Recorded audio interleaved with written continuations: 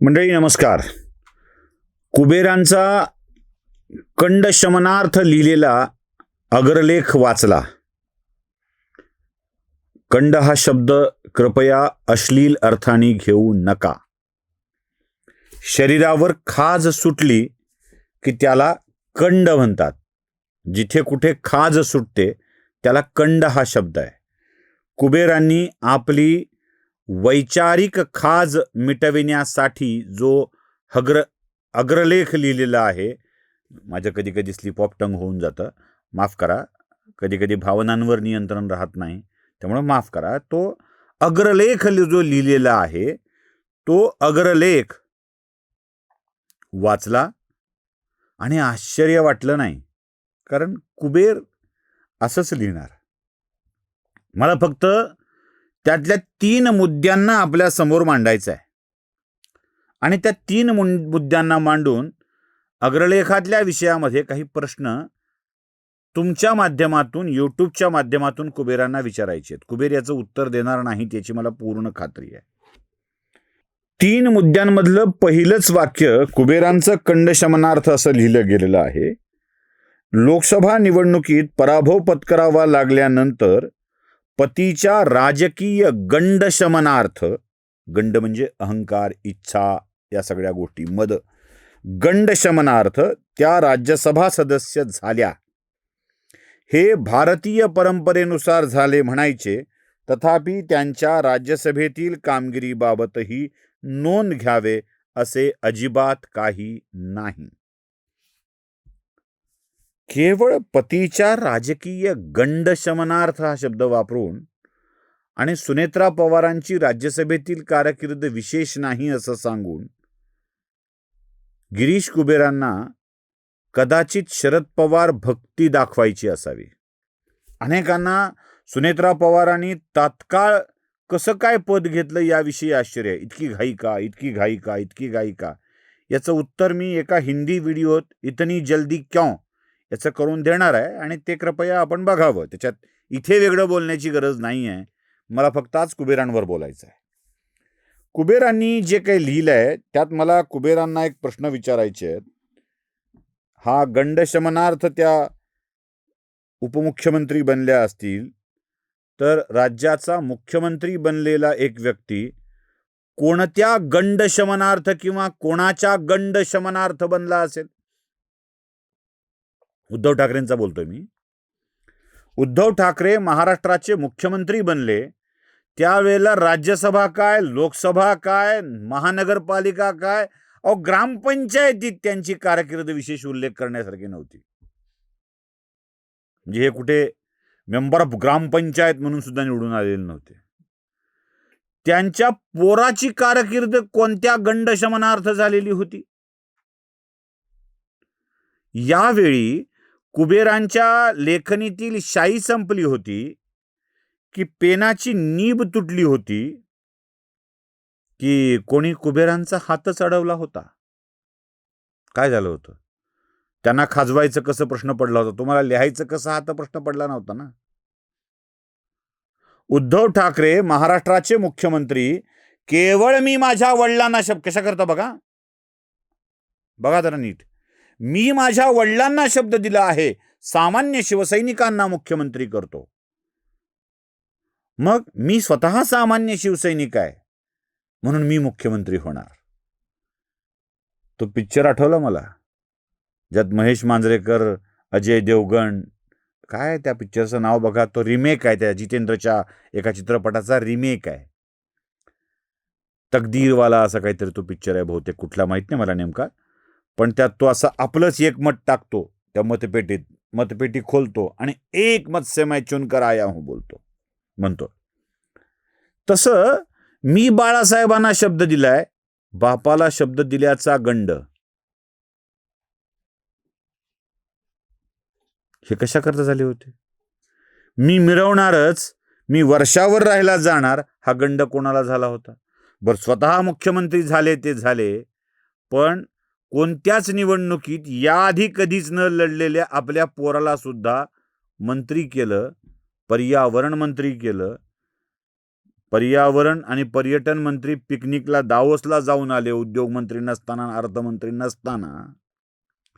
ते कोणत्या गंडशमनार्थ झालं होतं? त्यावेळी यांना हा प्रश्न विचारावा वाटला नव्हता.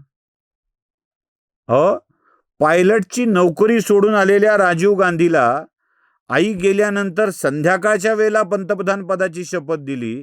ती कोणत्या गंडशमनार्थ दिली गेली होती? कुबेर त्यावेळेला लहान असतील, छोटे पत्रकार वगैरे काहीतरी असतील, किंवा कदाचित शिक्षणातही असतील, माहीत नाही मला. कुबेरांचं आताचं वय आणि राजीव गांधी पंतप्रधान झाल्याचं वय, त्यावेळेला कुबेरांना लिहिता येत होतं का? कदाचित त्यावेळेला गुगल नव्हतं ना, त्यामुळे गुगलवरचा कुठला इंग्रजीतला मजकूर काढून ट्रान्सलेट करून लिहिणं जमलं नसेल. म्हणजे एवढं गुगल फार फेमस नव्हतं त्या काळामध्ये.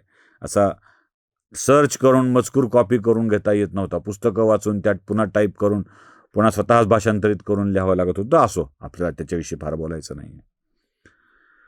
राजीव गांधीचं पंतप्रधान होणं, सोनिया गांधीचं काँग्रेसचा प्रमुख होणं, ज्यात मखलाशी करतात ना. सोनिया गांधी प्रमुख झाल्या असतील तरी त्या पक्षाच्या प्रमुख झाल्या. राजकीय सत्तेचं पद त्यांनी कोणतं उपभोगलं नाही. याच शरद पवारांनी गेम केला हो सोनिया गांधीचा. याच शरद पवारांनी, त्या होत होत्या, त्यांचं निवड झाली होती. अंतरात्म्याचा आवाज ऐकून त्यांनी नाकारला आणि मनमोहन सिंगाला केलं. हा अंतरात्म्याचा आवाज म्हणजे शरद पवारांनी बाध्य पाडलेला अंतरात्म्याचा आवाज होता. हे शरद पवार आत्ताही सुनेत्रा पवारांच्या सोबत तेच खेळ खेळू इच्छित होते. अंतरात्म्याचा आवाज सांगून सुतकातला विषय काढून नाही म्हणावं, आणि नाही म्हणल्याबरोबर याने टुनकन उडी मारून तिथं जावं आणि आपल्या लेकीला बसवावं. काय म्हणजे कुबेरांना हे वाक्य वापरताना सुद्धा कशा स्वरूपाची वापरावी वाटतात बघा. कुबेरांचं दुसरं वाक्य फार फेमस आहे, जरा तेही वाक्य मी तुम्हाला दाखवतो, ऐका बघा. केवळ 2-5 लोकांना आणि अजितदादांच्या सुपुत्राचा स्वार्थ पुरविण्यासाठी, सुपुत्रापुढे क्वेश्चन मार्क टाकला या लेखात, सुपुत्राचा स्वार्थ पुरवण्यासाठी सुनेत्राताईस उपमुख्यमंत्रीपदी बसवण्याचा घाट घालण्यात आला. कुबेर साहेब, ते 2-5 कोण? तुमच्या भरून गेल्या लोकसत्तेच्या 2-5 लोकांची बदनामी करता करता मी सांगतो ना नावं, तुम्हाला 2-5 म्हणायची ती कोणती आहेत ती. आणि इथे कुटील डाव लक्षात येतो. Number 1 Praful Patel, number 2 Sunil Tatkare, number 3 Chhagan Bhujbal, number 4 Dhananjay Munde, number 5 ते त्यांची प्रचार सांभाळणारे ते काय नहारा का ना असं कोणतरी आहेत, ते मॅजिक बॉक्सचे मालक. या 5 लोकांचा उल्लेख तुम्ही करताय आणि जाणीवपूर्वक मराठेतरांना बदनाम करण्याचा प्रयत्न करताय. जाणीवपूर्वक. भुजबळ बदनाम झाले पाहिजेत, मुंडे बदनाम झाले पाहिजेत, तटकरे बदनाम झाले पाहिजेत. राज्यातला ओबीसी मराठेतर नेता मराठ्याला उपमुख्यमंत्री केलं म्हणून बदनाम करण्याची ही पहिली वेळ आहे. चला, हरकत नाही कुबेर साहेब, तुमच्या हेतू आणि सगळे डाव, तुमच्या मनातला भावना लक्षात येतात म्हणून मी याला कंडशमनार्थ हा शब्द वापरतोय. ही जी खाज असते ना वाद लावून देण्याची, ही खाज लक्षात येते. आता सगळ्यात भयंकर खाज दाखवतो. कुटुंबियाकडून हिंदू संस्कृतीनुसार त्यांच्यावर अंत्यसंस्कार केले गेले, म्हणजे अजित पवारांच्यावरती अंत्यसंस्कार केले गेले. 2 सुपुत्रांनी धर्मसंस्कारास जागत अजितदादास मंत्रोच्चारात अग्नी दिला. त्याचे प्रदर्शन अनेकांचे हृदय हेलावणारे होते. अजित पवारांना भडाग्नी दिला गेला आहे. भडाग्नी, मंत्राग्नी नव्हे. मी कुठं कुबेरांना सांगतोय हे सगळं. अजित पवारांना भडाग्नी दिला गेला आहे, मुखाग्नी दिला गेला आहे.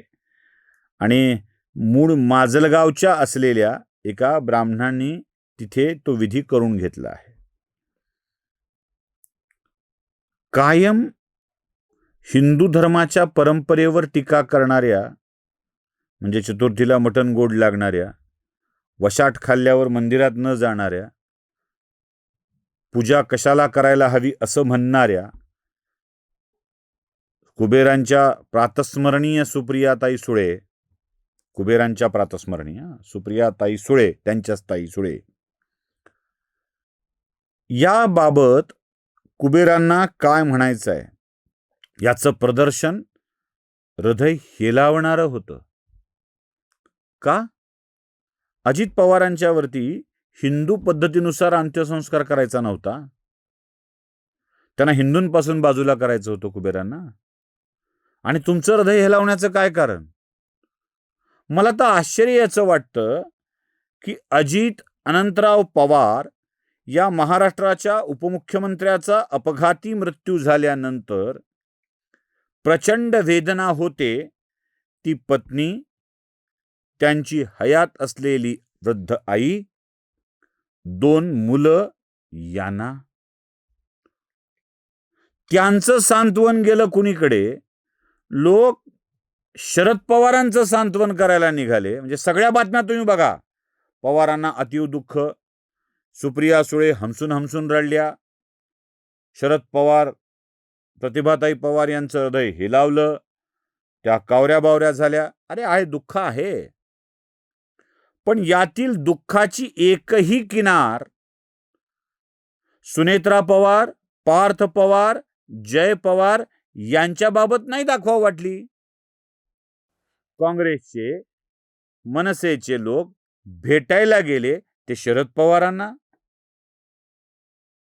म्हणजे शरद पवारांच्या गटाच्यासाठी अजित पवारांच्या मृत्यूचा वापर व्हावा, यासाठी सहानुभूतीसाठी वापर व्हावा, यासाठी प्रयत्न करणारा हा मराठी मीडिया, ज्या आपल्याच पवारांना मोठं करण्याच्या खाज शमविण्यासाठी, हा कंड म्हणजे खाज शमविण्यासाठी जे काही करतोय ना, ते जगाला कळतं बरं का कुबेर साहेब. म्हणूनच सकाळपासून आत्तापर्यंत तुम्ही खेटरच खात आलेले आहात. नमस्कार.